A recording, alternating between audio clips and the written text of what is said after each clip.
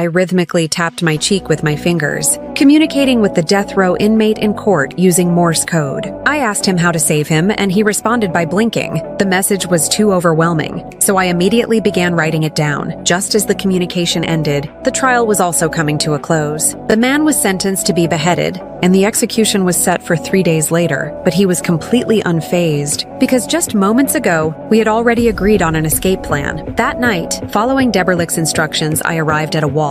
I found the designated brick and gently pushed it inward. The wall slowly rose, revealing a luxury car parked behind it. I drove to the next location, and after seeing the 37-kilometer sign, I pulled the car to the side. A door in the mountain immediately slid open, and the car drove into a cave. Inside, there was an entirely different world. I entered the safe code and the door popped open. Inside were stacks of cash and colorful pill bottles. I took out the yellow and green vials as instructed by Deberlich, which would be used to help him escape. But I still needed one key figure, the Minister of Justice. He used his position to embezzle and was a notorious womanizer. Because of my striking looks, he had always wanted to claim me for himself. When I approached him, he eagerly locked the door and was ready to make a move. But I insisted he first prove his love for me. The minister immediately swore to give me anything I wanted. I smiled softly, picked up the newspaper on the table, and pointed to the headline about Deberlich's upcoming execution. I said I was curious about this legendary figure and wanted to meet him before his death. The minister quickly refused, saying he was a death row inmate. I had no choice but to play my trump card if I couldn't see him. I wouldn't accept the minister's love. He immediately agreed, but insisted on coming with me. I gave a mischievous smile. This worked perfectly for me. That night, we arrived at the prison. The minister, using the excuse of an interrogation,